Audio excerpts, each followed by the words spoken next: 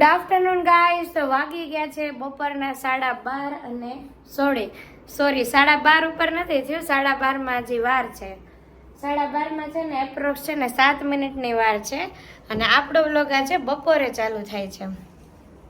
તો આજે છે ને અમે બધા વહેલા જમી લીધું. જો તમે કિચનમાં જોતા જશો બધું હજી એમનેમ પડ્યું છે.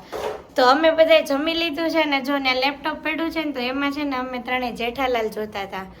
આ મારી છે ને જૂની હેબિટ છે, જ્યારે મેરેજ નહોતા થયા ને ત્યારની. તો અમે બધા છે ને પહેલા જેઠાલાલ જોતા, હોલમાં જમતા હોય ને તો ટીવીમાં કરી, અને ત્યાં જમતા હોય ને તો હું લેપટોપ લઈને એમાં જેઠાલાલ કરતી. અને પછી છે ને અમે બધા જમતા જમતા જેઠાલાલ જોઈ અને બહુ મજા કરતા. પણ હવે એવું પોસિબલ નથી એટલે ન કરીએ. નાના છોકરા હોય આમ તેમ હોય, અમારા ઘરે પોસિબલ નથી ને અહીંયા પોસિબલ નથી, એટલે જમતા જમતા જેઠાલાલ જોવાનો હવે મેળ નથી આવતો. અને આજ તો મારા બેને ઘરે છે જોવો, તો એણે અમે બધાએ જમી લીધું છે. એણે આજ ઘરે જમ્યો છે, આજે ટિફિન નથી લઈ ગયો. અને મારી મમ્મી જો કેટલા બધા કપડાં લઈને બેસી ગઈ છે. ગુડ આફ્ટરનૂન મમ્મી, જય શ્રી કૃષ્ણ. ગુડ આફ્ટરનૂન, જય શ્રી કૃષ્ણ. આજ કેમ એટલા બધા કપડાં છે? આજ શનિવાર છે. આજ શનિવાર છે ને તો નાઈટ ડ્રેસ ને પગ લૂછણિયા ને એવું બધું ધોયું હતું, એટલે આજે છે ને બહુ બધા કપડાં. જો બધા કપડાં સુકાઈ ગયા છે, અને જો બધા કપડાં મારી મમ્મી ઘડી વાળે છે, અને ઇસ્ત્રી છે ને થઈ ગઈ. જો પાછળ થપ્પો તમે જોતા જશો. તો મારી મમ્મીએ જમા પહેલા ઇસ્ત્રી કરી નાખી છે, નવી કપડાં સકેલવા બેઠી છે. અને કિચનમાં છે ને થોડુંક જ કામ છે, એટલે મેં એવું કીધું કે હું ઊભા વાસણ કરી નાખીશ. તો થોડાક જ વાસણ છે એટલે બેસીનમાં હમણાં થઈ જશે, એટલે હું એ વાસણ કરી નાખું ને મારી મમ્મી કપડાં સકેલ નાખે, એટલે અમે છે ને નવરા થઈ જશું. અને આજ તમને એવું થતું હશે ને કે અમે લોકોએ વહેલા કેમ જમી લીધું. તો આજે છે ને અમારા ઘરે હમણાં મહેમાન આવવાના છે. તો મહેમાન આવે ને પહેલાં છે ને મમ્મી છે ને વહેલી ઉઠી હોય ને તો એને મેં એમ કીધું આજ વહેલા જમી લઈ તો એને ઘડીક સૂવું હોય ને તો સૂવાય. પણ ખબર નહીં મહેમાન કેટલા વાગે આવવાના છે એમ. તો જ્યાં સુધીમાં મહેમાન આવે ત્યાં સુધીમાં મમ્મીને એકાદું ઝોલું આવી જાય તો એને ઊંઘ પૂરી થઈ જાય એમ. કેમ કે ટિફિન હોય એટલે એને કામ હોય, એટલે હું મોડી જાગ્યો પણ મમ્મી વહેલી જાગ્યો, એટલે એને ઘડીક સૂવું હોય તો સૂવાઈ જાય. એટલે અમે આજ છે ને વહેલું જમી લીધું છે. તો ચાલો હવે એટલું જે કામ છે ને ફટાફટ પતાવી દઈ. મારી મમ્મી કપડાં પૂરા કરી દે અને હું વાસણ કરી નાખું, એટલે આજનું કામ પૂરું. અને પછી મહેમાન આવે છે ત્યારે જોયું જાય છે, ત્યાં સુધી અમે બધા છે ને થોડોક આરામ કરી લઈશું. ગાઈઝ 5 વાગવા આવ્યા છે અને મારી મમ્મીએ જો અહીંયા રસોઈ ચાલુ કરી દીધી છે. શું મમ્મી આજ બનાવવાનું છે? દાળ ઢોકળી. તો દાળ ઢોકળી માટે જો દાળ બાફવા મૂકી દીધી છે, અને લોટ રોટલીનો કાઢી લીધો છે ને આમાં ચણાનો લોટ છે. અને હું જો મારે થોડોક નાસ્તો કર્યો હતો એટલે હું સુખડી ખાઉં છું. અને મારી મમ્મી અત્યારમાં આ બનાવવા માંડીશ. મમ્મી ક્યાંય બહાર જવાનું છે? ક્યાંય બહાર નથી જવું, બનાવી નાખું. ક્યારેક ઘડી ઘેઠે જાવું. પણ હજી તો 5માય વાર છે હો. હા, થોડું ઘણું બનાવી પછી જાવ, મને ન ગમે એમ. આમાં જો દાણા પલાળી દીધા છે ગરમ પાણી કરી, અને આમાં દાળ ને એવું બધું થઈ ગયું છે. હવે લોટ બંધાઈ જશે અને દાળ બફાઈ જશે. પછી આવીને છે ને સીધું મારી મમ્મી રોટલા વણવા માંડશે અને હું દાળમાં વઘાર કરી નાખીશ. છે ને મમ્મી? 2 જ વસ્તુ રહે.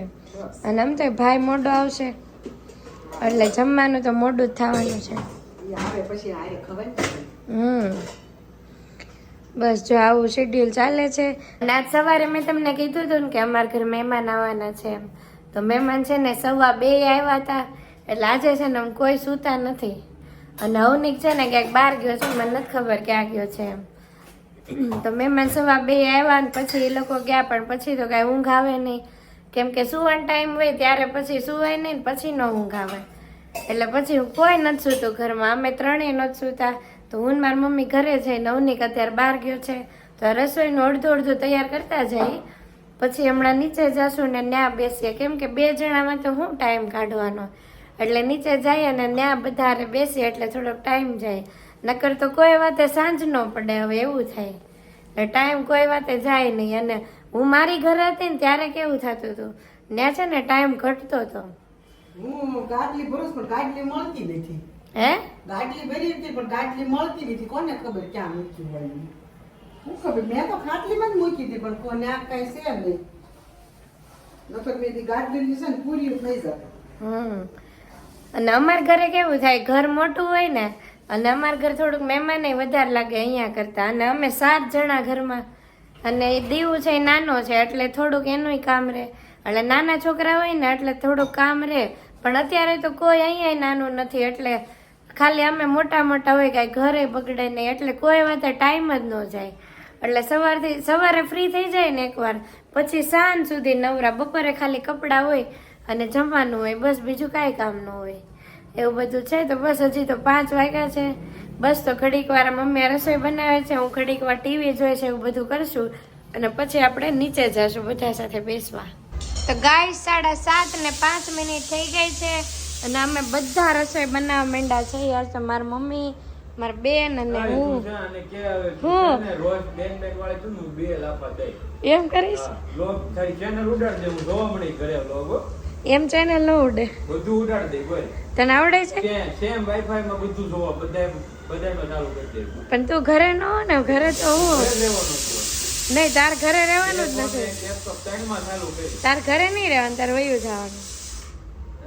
ઘરે ઘરે જ રહેવું છે.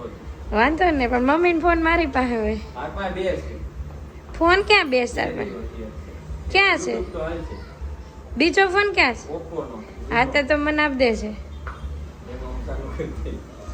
તો જો અહીંયા દાળ ઢોકળી માટે રોટલા વણાય છે અને અહીંયા કટિંગ થાય છે અને આ જો દાળમાં બધો મસાલો નખાઈ ગયો છે. આ ભાત થાય છે અને આ કુકર વચ્ચે ડિસ્કસ કરે છે. આ કુકરમાં છે ને દાણા બાફા મૂક્યા છે અને આ જો વઘારનો સામાન કરી લીધો તૈયાર. કાંદા, ટમેટા, આ સૂકું લાલ મરચું અને તમાલપત્ર. તો આ બધું આપણે વઘાર કરવાનો છે. અને અહીંયા જો હવે બે રોટલા કટિંગના બાકી છે, બાકી બધું થઈ ગયું છે. અને દાળનો ગેસ મેં ધીમો કરી દીધો છે.